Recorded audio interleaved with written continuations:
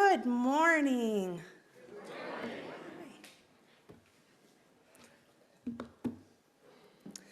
My name is Heidi Gould.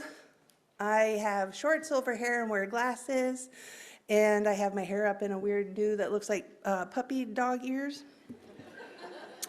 And my pronouns are she, her, and I am the worship service for this Sunday morning, worship associate for this Sunday morning. Yeah. Welcome, Zoom friends. We are so very glad you are with us today. You are all an essential part of our community today and every day. Whether today is your first or your 1000th Sunday in our midst, we are stronger because you are with us today and every day. We are one people of many beliefs, many origins, sexualities, and genders. We are all growing, all learning, all loved. Just as you are welcome here. If today is your first day with us, if you would feel comfortable standing or waving to let us know that you are here so that we can welcome you, that'd be great. Thank you. Yeah. Thank you. Welcome. Welcome. This morning, Joshua from our choir will be lighting our chalice today. Thank you so much, Joshua. As I read these words, adapted from words by Emily Richards. We gather this morning in sacred space, kindling a fire that burns here in our chalice and in our hearts.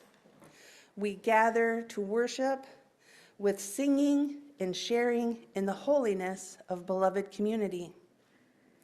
We gather to honor our covenant and engage in congregational life, doing the necessary work to ensure that this community thrives.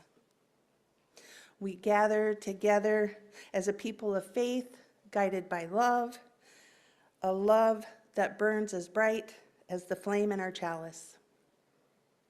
We light this chalice as we have done so many times before, for the warmth of love, the light of truth, and the energy of action. So my name is Ryan Doppelmayr. My pronouns are she, her. I believe I missed that earlier. I'm wearing a UUCE gray t-shirt and some red pants. My pronouns are she, her. Did I mention that? And I am here to invite you to a little discussion on community engagement.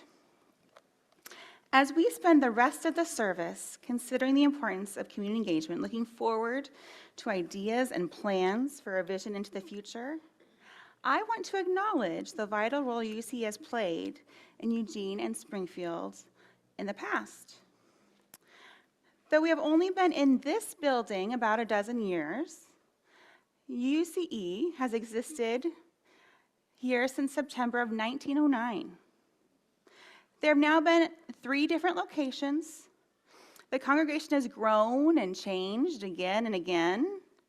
But from the beginning, members of this congregation have felt the deep pull of responsibility to their larger community and have been active participants in justice work and mutual aid. The backbone of UC's community engagement from the beginning was the Women's Auxiliary. They were a group of ladies who knew how to get things done. Whether it was fundraising for rummage sales, rolling bandages for World War I battlefields, or organizing collections for families during the Great Depression, they saw a need and did their best to fill it. As time and politics shifted, so did UCE justice work. In the 1960s, Reverend Carl Nelson became the minister and led many social efforts.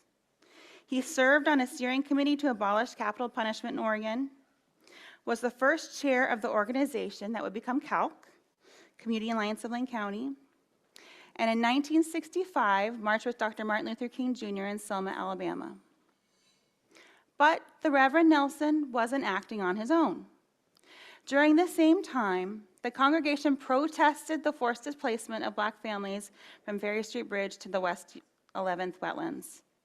The local Black Panthers and Young Patriots organization used UUCE's kitchen to feed kids, and congregants led the charge to have a KKK cross removed from Skinner's Butte, a fight that went all the way to the Oregon Supreme Court. While church members were aligned in their love for their community, engagement in the work has led to tensions over time.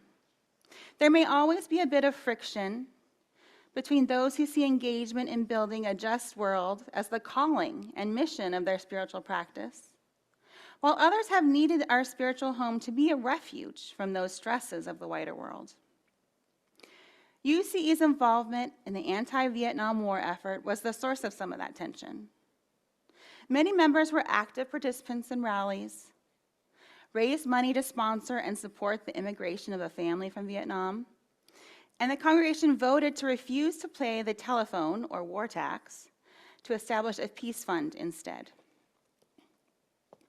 And the work continued. UUCE members have long supported reproductive rights in our states and have been some of the earliest and fiercest advocates for LGBTQ rights through deep political battles in the 90s. And the work continues. What is wonderful about community engagement is how many different ways there are to do it. Whether preparing food, raising money, marching in rallies, heeding calls from neighbors, so many of us know that deepening our bonds to our community can feed our spiritual souls as well as build a better world for our families, friends, and neighbors. Most of what I just shared here, I learned from a book, Our First 100 Years and Beyond.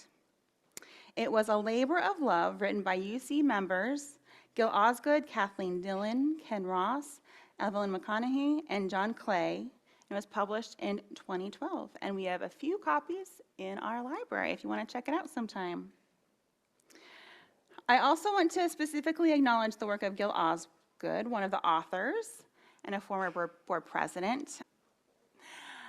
We are a justice-centered people, and whether that means showing up outside of a synagogue to show solidarity, or that means dropping off food week after week, we show our community love. And there are more ways that we can engage and get involved. And we all have gifts to share. Because empowered by love, we transform ourselves and we serve our world.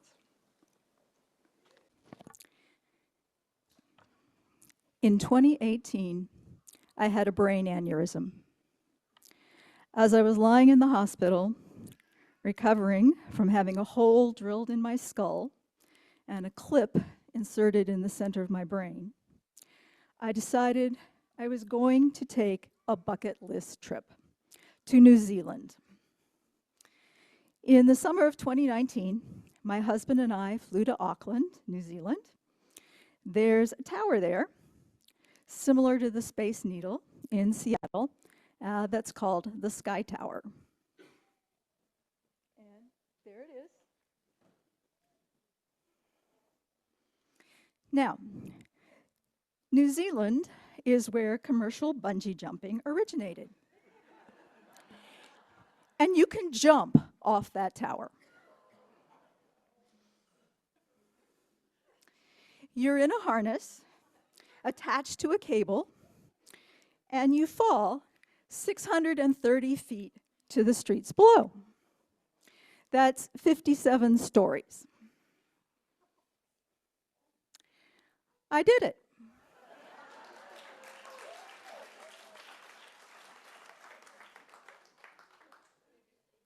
I have the t-shirt to prove it.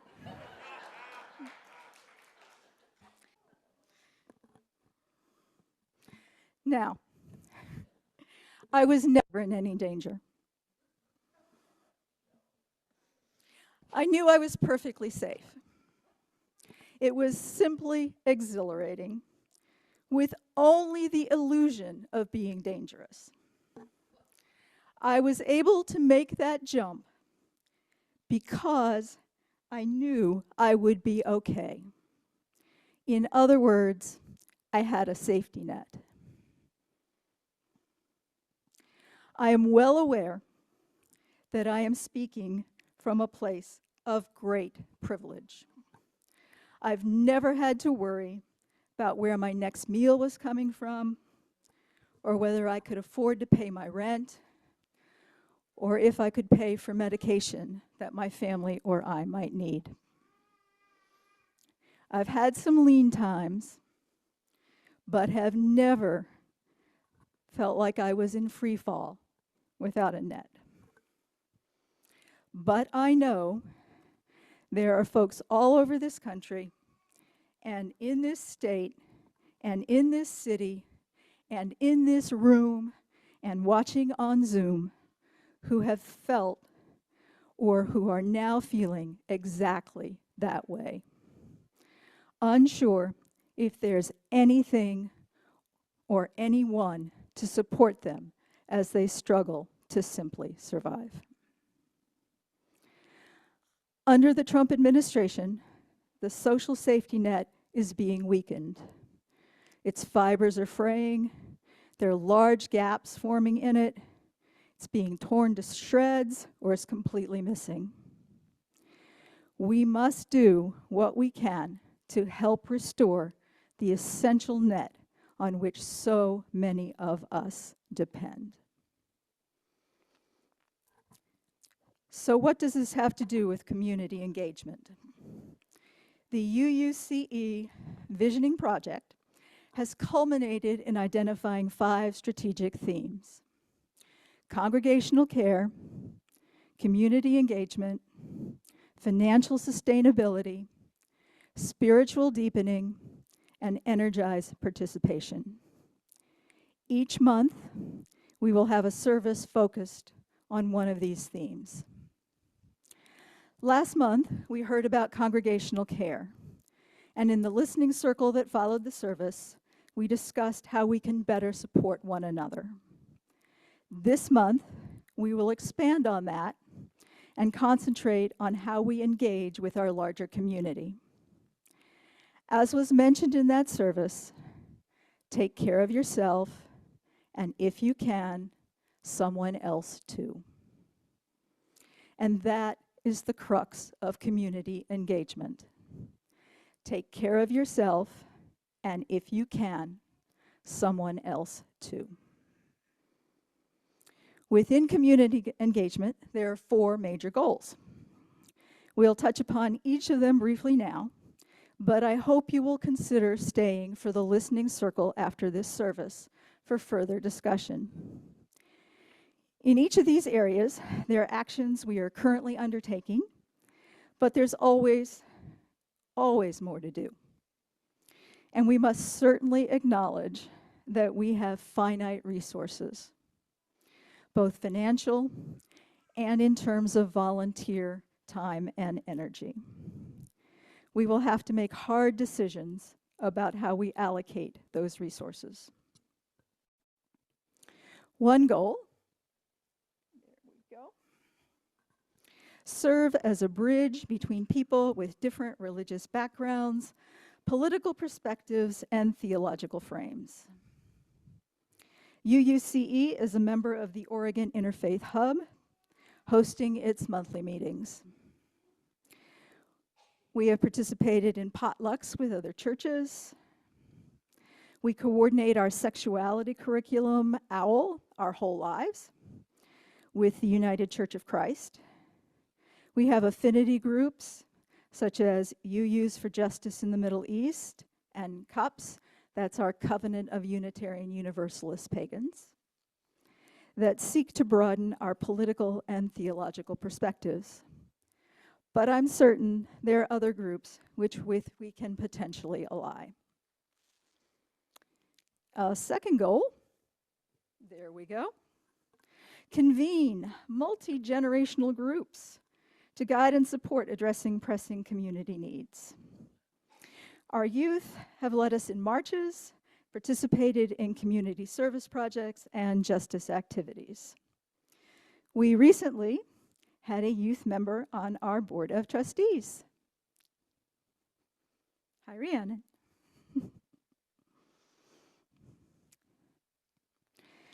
This is one area in which we can definitely improve. As an example, Ember, our ministerial intern, has proposed creating a Generations for Justice cohort that pairs youth and elders together in a quarterly service project. Our third goal, increase investment in environmental action and advocacy.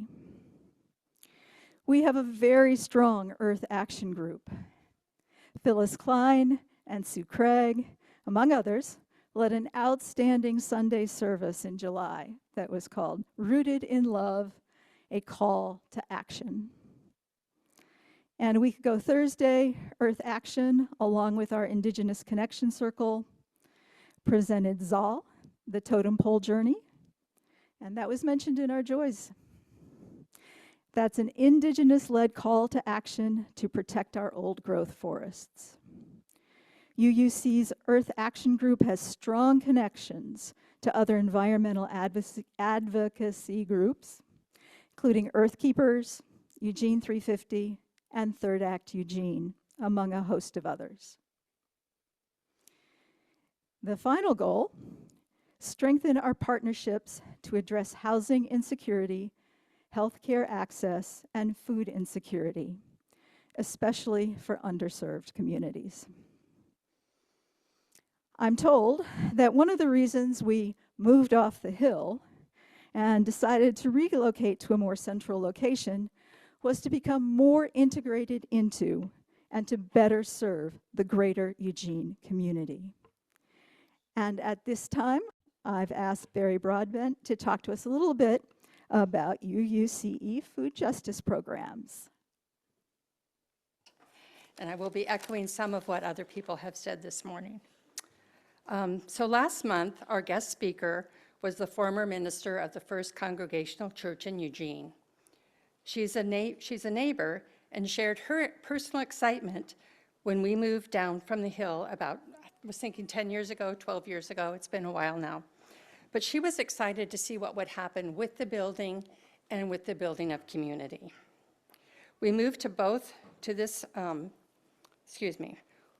we moved from our secluded spot up on 40th to this very central location with purpose. We moved to both grow our congregation and to serve our world in ways not possible at our previous secluded location. As one of the Food Justice Program coordinators at UUCE, I've been asked to share how we engage with our wider community. And when I say we, I mean all of us here, not just those of us that can volunteer our hours, but all of us who are supporting the work in terms of your time, talent, and treasure.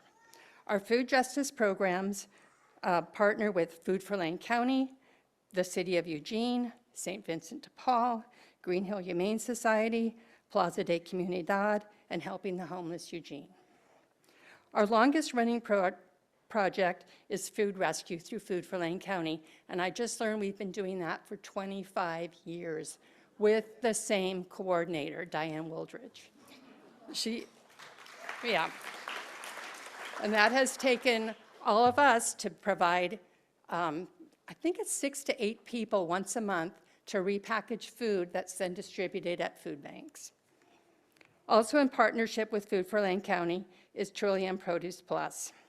Twice a month, UUC volunteers meet at the Food for Lane County warehouse and bring back produce and bakery items to distribute here at church. We currently average 45 households every time, and they are bringing home produce to about 125 family members. That's twice a month, people going home with 2 bags of very fresh produce. And I want you to really pay attention to the numbers of how many people here are showing up and how many people are going home with food. For the past 3 years, we've also had pet food available during the Produce Plus times, helping about 20 to 25 pet owners. And we had one guy that came last week, and he just wanted pet food. He needed kitty food. So we have a partnership with Green Hill Humane Society to purchase pet food at a very reduced price, and this helps us supplement your very generous donations. But we're able to buy food there for 15 cents a pound, which is pretty amazing. Food for Lane County and Plaza de Comunidad also have a mobile food pantry here twice a month at our location. They set up a pop-up right outside there. We also, we do a lot here. We partner with St. Vincent de Paul to provide a monthly dinner at their night shelter program. There are currently 80 people availing themselves of that program and benefiting. This includes 40 children. So once a month, we provide an amazing meal so that the St. Vinny's staff can have a night off. We're not able to go and interact like we did pre-pandemic, but we're dropping off food and taking care of them. There's typically about 50 requested food items provided by also typically 25 of us. In addition, we provide 45 healthy lunches per month for Community Court, which is a restorative justice program run by the City of Eugene. We've also provided hygiene kits donated by Helping the Homeless Eugene, and last week by our RE program. That's a very brief overview of all of the food justice projects coordinated here at UUCE. We open our building and we welcome our neighbors. We go out into the wider community and are welcomed there. And this is a quote from the person at the community court last week when the kids decorated bags and wrote notes. Said, "As always, we appreciate every act of kindness your organization extends to our group." So thank you all. We are all doing this. Thank you.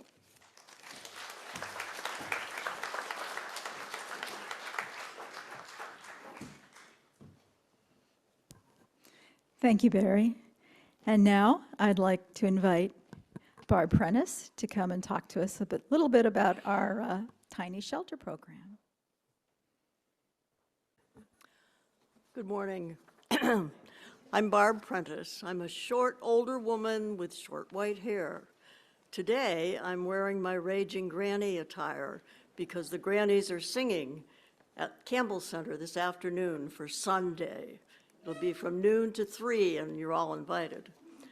My husband and I moved to Eugene in 2006. Coming from rural western Massachusetts, I was dismayed to see all the homeless people in Eugene. We spent the first 5 years here caring for our grandson, but when his family moved, I was ready to find a place for myself with advocates for the unhoused.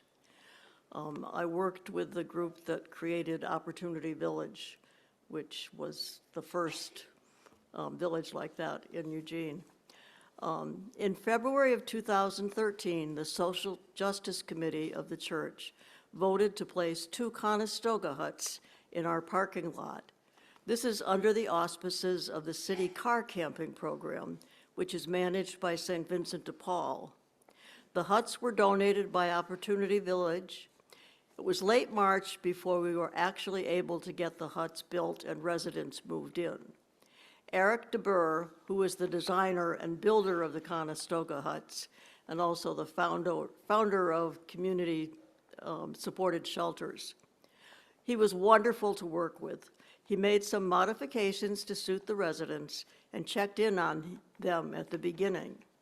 We formed a small committee at the church to handle the logistics. Gretchen Miller named us the Conestoga Wagon Circle.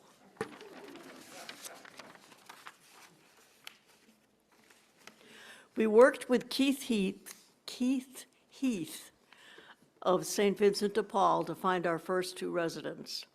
Now, 12 years later, we have 2 huts and 2 tiny houses added in the last year. St. Vincent de Paul pays for porta potties and trash collection.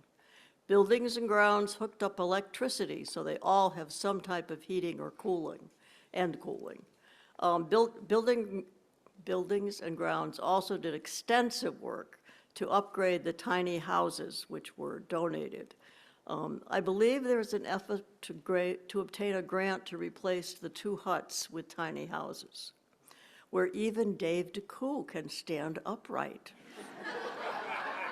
Not possible in the huts. Many church members have reached out to our residents, and some of our residents, especially Vicki Gadgen, have worked around the church.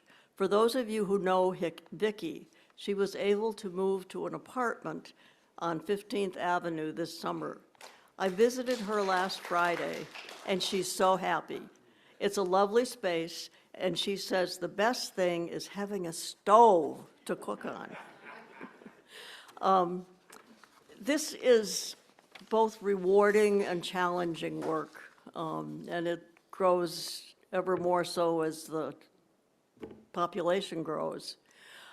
If you are interested in getting involved, Linda Sage and John Roy are the two coordinators for this committee. I did it for 11 years, but then that was enough. I'm not up to Diane's time. Thank you.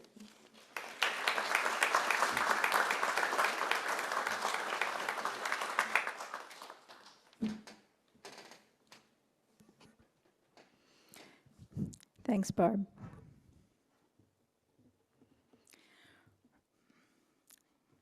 Reverend Melanie Uman shared many kind words with us a few weeks ago, reminding us that we have become an essential part of the thriving of this community, and that UUCE gives form and life to generosity and justice.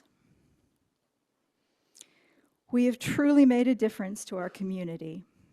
However, as I mentioned before, there are still great needs that are going unmet, especially as the current federal administration reduces its support.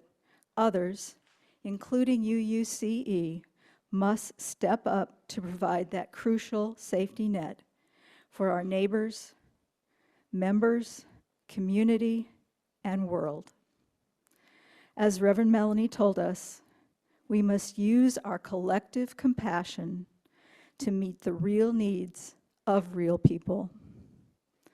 Her words call us to continue to turn our generosity into positive action.